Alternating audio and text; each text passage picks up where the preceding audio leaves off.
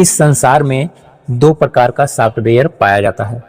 पहला जो भगवान के द्वारा बनाया जाता है और इस शरीर में या फिर इस हार्डवेयर में उसे रन कराया जाता है, जिसे जीवात्मा या फिर आत्मा के नाम से जाना जाता है।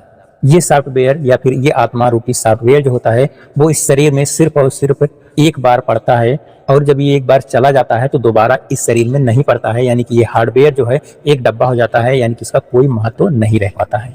आपको ये पता है कि हार्डवेयर तभी काम करेगा जब तक उसमें सॉफ्टवेयर रहता है। अगर सॉफ्टवेयर नहीं है तो वो किसी काम का नहीं होता है। और दूसरा सॉफ्टवेयर मोबाइल, कंप्यूटर या फिर डिजिटली मशीनों में पड़ता है। तो यहाँ पर हम सिर्फ मोबाइल शब्द का ही यूज करेंगे, बाकी आप समझ लीजिएगा।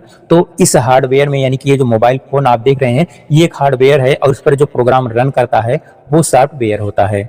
अब इसका सॉफ्टवेयर चाहे जितनी बार चला जाए, आप इसमें बार बार सॉफ्टवेयर डाल सकते हैं।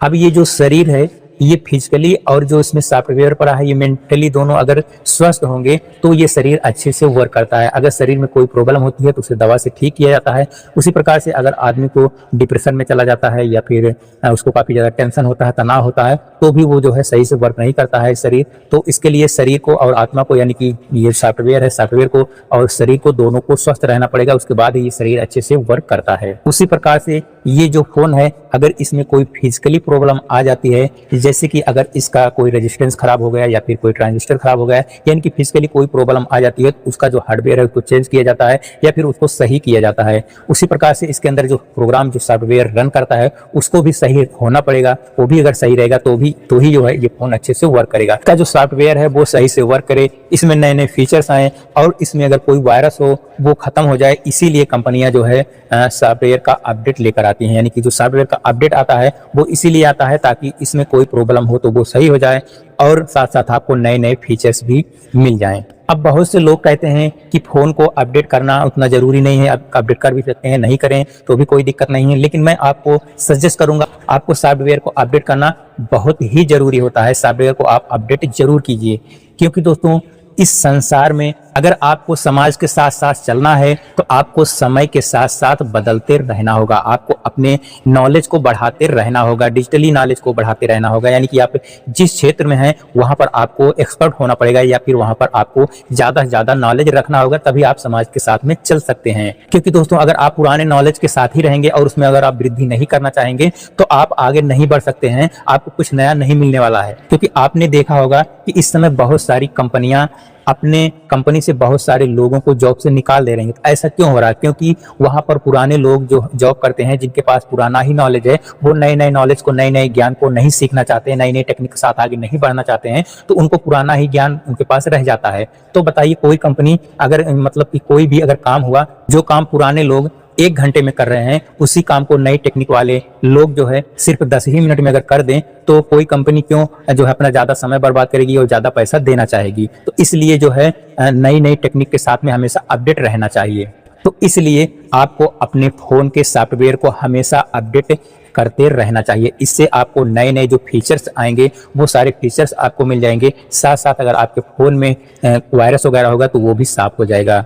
अब बहुत से लोग कहते हैं कि सॉफ्टवेयर को अपडेट करने से कभी कभी प्रॉब्लम हो जाती है। तो ऐसा जो है कभी कभाल ही होता है, ऐसा आप मत सोचिए कि ऐसा हो ही जाता है। कभी कभाल ऐसी प्रॉब्लम आती है कि अगर आप सॉफ्टवेयर को अपने फ़ोन में अपडेट किए तो आपके फ़ोन में हो सकता है कि हीटिंग इशू हो या फिर कोई प्रॉब्लम हो जाए। लेकिन वो भी प्रॉब्लम ज़्यादा समय तक नहीं रहती, क्योंकि आप ही सिर्फ एकमात्र ऐसे व्यक्ति नहीं हो जो उस फोन को यूज कर रहे हो। बहुत सारे लोग इसका यूज करते हैं। तो जो भी कोई प्रॉब्लम होती है तो लोग कंप्लेन करते हैं और कंपनियां जो है उसको सुधार करके फिर से नया अपडेट लाती हैं।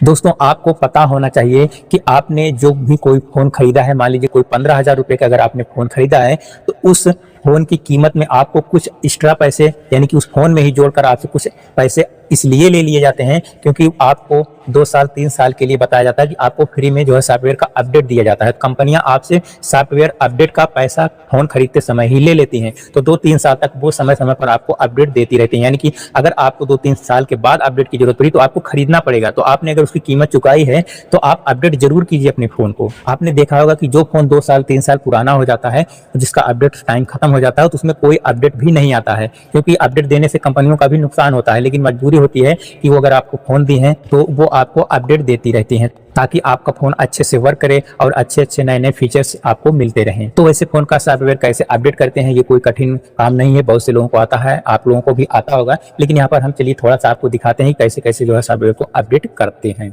तो भैया यहाँ पर अपने फ़ोन को अपडेट करने के लिए सबसे पहले आपको अपने फ़ोन की सेटिंग में आना है। लेकिन यहाँ पर आपको एक बात का ध्यान रखना है कि जब भी आप अपने फ़ोन को अपडेट करें तो आपका जो बैटरी है वो 60% कम से कम चार्ज होना चाहिए। अगर आपके फ़ोन की बैटरी का बैकअप कम है तो आप 100% फुल, यानी कि आप कोशिश कीजिए कि आपकी जो बैटरी है वो फुल चार्ज रहे। अगर आपकी बैटरी फुल चार्ज रहती है तो जो सॉफ्टवेयर अपडेट होता है वो 5 मिनट से लेकर 1 घंटों का भी समय लग सकता है। हो सकता है आपने 1 बार 2 बार सॉफ्टवेयर पहले अपडेट नहीं किया हो, तो 2-3 बार का सॉफ्टवेयर आपके फ़ोन में एक ही बार में अपडेट हो रहा हो तो वो थोड़ा लंबा हो जाता है, तो प्रोसेस थोड़ा लंबा हो जाता है, थोड़ा टाइम ज़्यादा लगता है। हालांकि इससे कोई दिक्कत नहीं, थोड़ा समय जरूर लगता है लेकिन सॉफ्टवेयर ऑटोमेटिकली जो है आराम से अपडेट हो जाता है। तो आपको अपनी सेटिंग में आना है, तो यहाँ पर सर्च वाले ऑप्शन पर क्लिक करना है। उसके बाद यहाँ पर आपको सॉफ्टवेयर टाइप कर देना है। सॉफ्टवेयर आप जैसे टाइप करेंगे तो आपको देखिए सॉफ्टवेयर वाला ऑप्शन जहाँ कहीं भी होगा वो आ जाएगा, या फिर आप ऊपर ही देखेंगे सबसे ऊपर यहाँ पर आपको सॉफ्टवेयर वाला अपडेट का ऑप्शन यहीं पर दिख जाएगा। इस पर आपको क्लिक करना है। जैसे आप इस पर क्लिक करेंगे उसके बाद यहाँ पर चेकिंग फॉर अपडेट, यानी कि चेक होकर बताया जा रहा है कि आपके लिए अपडेट आया है, अपडेट उपलब्ध है या फिर नहीं है। तो यहाँ पर देखिए मेरे लिए अपडेट आया हुआ है और यहाँ पर इसका जो वर्जन है वो भी आप देख पाएंगे। ये सारी चीजें आप देख लीजिएगा। उसके बाद यहाँ पर डाउनलोड एंड इंस्टॉल पर क्लिक करना होगा। तो डाउनलोड और इंस्टॉल पर आप क्लिक करेंगे तो ये जो डाउनलोड होना स्टार्ट हो जाएगा। यहाँ पर मैं डाउनलोड पर देखिए क्लिक कर देता हूँ, कंटिन्यू डाउनलोड पर क्लिक कर दिया। अब ये देखिए डाउनलोडिंग स्टार्ट हो चुकी है। अब इसको हम जो है डाउनलोड होने देते हैं। तो भैया यहाँ पर देखिए हमारा जो सॉफ्टवेयर है वो डाउनलोड हो चुका है। अब इंस्टॉल नाउ पर हमें क्लिक करना है। जैसे हम इंस्टॉल नाउ पर क्लिक करेंगे तो ये जो है अपडेट होना शुरू हो जाएगा। उसके बाद हमारा जो फोन है वो स्विच ऑफ हो जाएगा। उसके बाद कुछ सेकंड के बाद ये जो है दोबारा ऑन हो जाएगा और हमारा फोन पूरी तरह से अपडेट हो चुका होगा। तो यहाँ पर अगर हम अपडेट करेंगे तो हमारा फोन स्विच ऑफ होगा तो स्क्रीन रिकॉर्डर बंद हो जाएगा। तो इसलिए हम आपको बता दिए, तो आप ऐसे कर लीजिएगा। तो ठीक है भैया, अगर आपको इस वीडियो से कुछ सीखने को मिला हो तो प्लीज़ आपसे एक प्यार भरा रिक्वेस्ट है कि आप हमारी वीडियो को लाइक कर दीजिए और हमारी ऐसी वीडियो देखने के लिए हमारे चैनल को सब्सक्राइब कर लीजिएगा। तो ठीक है, मिलते हैं अगले वीडियो में। जय हिंद।